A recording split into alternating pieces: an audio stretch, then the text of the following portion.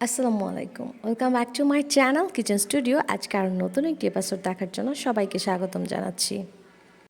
আজকে তৈরি করে দেখাবো দারুণ মজার এই চিকেন বিরিয়ানি। আর এরকম কিন্তু একটা ঝরঝরে চিকেন বিরিয়ানির জন্য আপনাদের রেসিপিটা শুরু থেকে শেষ পর্যন্ত দেখতে হবে। আশা করছি আজকের রেসিপিটি আপনাদের কাছে খুবই ভালো লাগবে।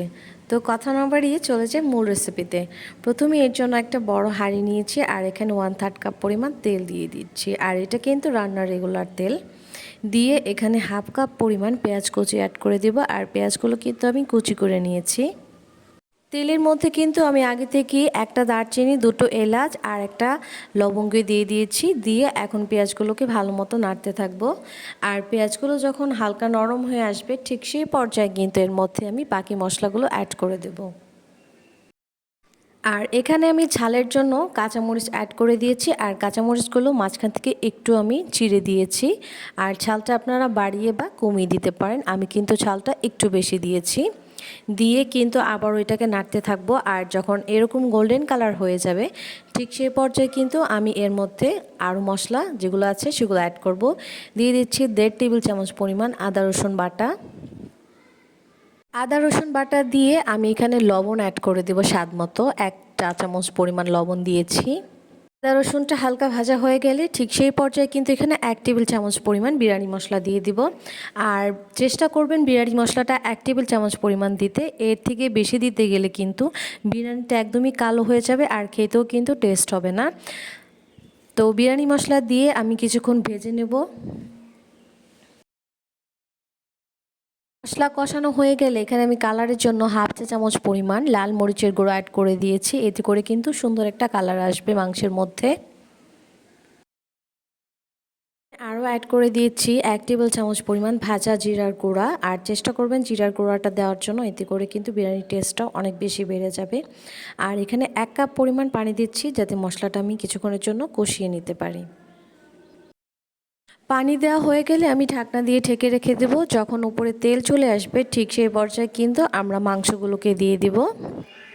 তো এরই মাঝে কিন্তু আমার মশলাটা কষানো হয়ে গিয়েছে আর দেখতেই পাচ্ছেন এর মধ্যে কিন্তু তেল উঠে এসেছে। আর আমি এখানে 1 কেজি পরিমাণ চিকেন অ্যাড করে দিচ্ছি। চিকেনগুলো দিয়ে ভালো মতো নেড়েচেড়ে নিতে হবে। আর চিকেনগুলোকে কিন্তু আমি আগে থেকে ধুয়ে ক্লিন করে রেখেছিলাম। এখন কিছুক্ষণের জন্য এই চিকেনগুলোকে কষিয়ে নিব। এই জন্য কিন্তু আমি ঢাকনা দিয়ে ঢেকে রেখে দেবো আর অপেক্ষা করব 30 মিনিটের মতো। আর এরই মাঝে কিন্তু আমার চিকেনটা সেদ্ধ হয়ে যাবে। আর এরই মাঝে কিন্তু চিকেনটা প্রায় 50% মতো সেদ্ধ হয়ে গেছে। আর এখানে আমি কুসুম গরম পানি অ্যাড করে দিচ্ছি 2 কাপের মতো। দিয়ে আমি আবারও কিছুক্ষণের জন্য চিকেনটাকে ঢেকে রেখে দেবো যাতে আরও একটু সেদ্ধ হয়ে যায়। মাঝে মাঝে কিন্তু ঢাকনা খুলে অবশ্যই কিন্তু নেড়ে দিতে হবে, তা না হলে কিন্তু নিচ থেকে পুড়ে যাবে। আবারও ঢাকনা দিয়ে ঢেকে অপেক্ষা করব পানিটা শুকিয়ে আসা পর্যন্ত। যখন এরকম মাংসটার মধ্যে তেল উঠে যাবে ঠিক সেই পর্যায়ে কিন্তু আমি চাল দিয়ে দেবো। আর চালটা কিন্তু আমি আগে থেকেই ধুয়ে পানি ঝরিয়ে রেখেছিলাম। এখানে কিন্তু 1 কাপ পরিমাণ চাল আছে। আর এখানে চিনি গুঁড়া পোলার চাল নিয়েছি, চাইলে বাসমতি দিয়েও কিন্তু এই রান্নাটা করা যায়। চালগুলো দিয়ে কিন্তু অবশ্যই চালটাকে ভেজে নিতে হবে। চালটাকে 1 থেকে 2 মিনিটের মতো ভেজে নেব, কারণ চালটা ভাজা হলেই কিন্তু আমাদের চালটা একদমই ঝরঝরে হবে আর একটা চালও কিন্তু ভেঙে যাবে না। তো এরকম করে নাড়াচাড়া করে আমি মিনিট খানিক এটাকে কষিয়ে নিব চালটা। আর এখন কিন্তু আমার চালটা একদমই ভাজা হয়ে গেছে। এখন আমি এখানে গরম পানি অ্যাড করছি। আর এখানে কিন্তু আমি 7 কাপ পরিমাণ পানি দিয়েছি। আর যারা নতুন তারা কিন্তু অবশ্যই 6 কাপ পরিমাণ পানি দিবেন। আর পানিটা কিন্তু একদমই বলক ওঠা গরম পানি দিবেন। এতে করে কিন্তু আপনার একটা রাইসও ভেঙে যাবে না। আর যদি ঠান্ডা পানি দেন সেক্ষেত্রে কিন্তু বলক আসতে খুবই দেরি হবে। আর যদি আপনারা গরম পানি দেন তাহলে কিন্তু বলকটা খুবই তাড়াতাড়ি চলে আসবে। তো এই পর্যায়ে আমি কিছু আলু বকরা আর কিছু কিশমিশ অ্যাড করে দিচ্ছি। বকরা আর কিশমিশ দেওয়া হয়ে গেলে এখানে 2 টেবিল চামচ পরিমাণ গুঁড়া দুধ অ্যাড করে দিচ্ছি। এতে করে কিন্তু বিরিয়ানির কালারটা খুবই লাইট আসবে। দিয়ে আবারও নাড়াচাড়া করে কিন্তু ঢেকে রেখে দেব বলক আসা পর্যন্ত। এখন ঢাকনাটা খুলে আমি আবারও একটু নেড়ে চেড়ে দেবো, এতে করে নিচের রাইসগুলো কিন্তু উপরে চলে আসবে।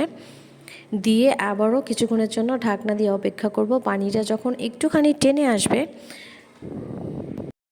এরকম করে নাড়াচাড়া দিয়ে আমি আবারও ঢাকনা দিয়ে ঢেকে রেখে দেব পানিটা কমে আসা পর্যন্ত।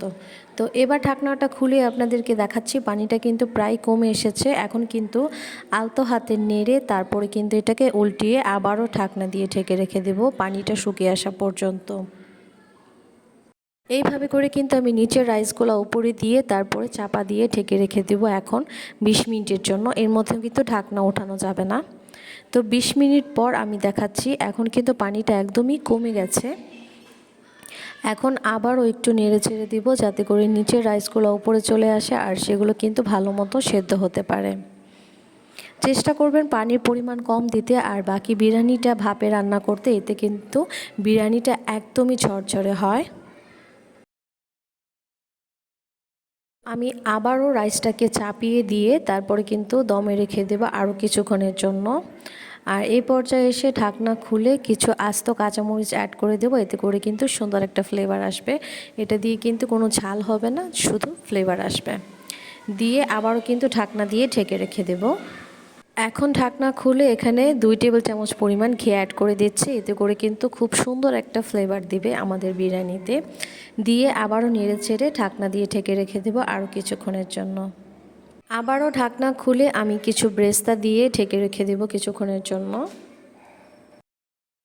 আর এখন ঢাকনা খুলে দেখাবো এই পর্যায়ে কিন্তু আমাদের বিরিয়ানিটা একদমই রান্না হয়ে গিয়েছে আর আমাদের সবগুলো চালই কিন্তু সেদ্ধ হয়ে গেছে। আর আমি আপনাদেরকে নেড়ে চেড়ে দেখিয়ে দিচ্ছি বিরিয়ানিটা কতটা পরিমাণ ঝরঝরে হয়েছে। আশা করি দেখতেই পাচ্ছেন বিরিয়ানিটা কতটা পরিমাণ ঝরঝরে হয়েছে, একটা চালও কিন্তু একটার সাথে লেগে যায়নি। তো এরকম করে উল্টে পাল্টে দিয়ে কিন্তু আমি এটাকে নামিয়ে ফেলবো এখন। এরই মাঝে কিন্তু তৈরি হয়ে গিয়েছে আমার দারুণ মজার ঝরঝরে চিকেন বিরিয়ানি। আমি এখন আপনাদেরকে এটাকে একটা পাত্রে ঢেলে দেখাবো যে কতটা পরিমাণ ঝরঝরে হয়েছে এই বিরিয়ানিটা। আশা করছি আজকের রেসিপিটি আপনাদের খুবই ভালো লেগেছে। আর রেসিপি কেমন লেগেছে অবশ্যই কিন্তু কমেন্ট বক্সে জানাবেন। বিরিয়ানি রান্নার ক্ষেত্রে আপনারা যদি মেজারমেন্ট ফলো করেন আর পানির পরিমাণটা ঠিক রাখেন তাহলে কিন্তু আপনাদের বিরিয়ানিটা একদমই ঝরঝরে হবে আর একটা বিরিয়ানিও কিন্তু ভেঙে যাবে না, যদি আপনারা কিছু টিপস অ্যান্ড ট্রিক্স ফলো করেন। রেসিপিটা সহজ লাগলে বাসায় একবার হলেও তৈরি করবেন দারুণ মজার এই চিকেন বিরিয়ানিটি। ফিরছি নতুন কোনো রেসিপির সাথে।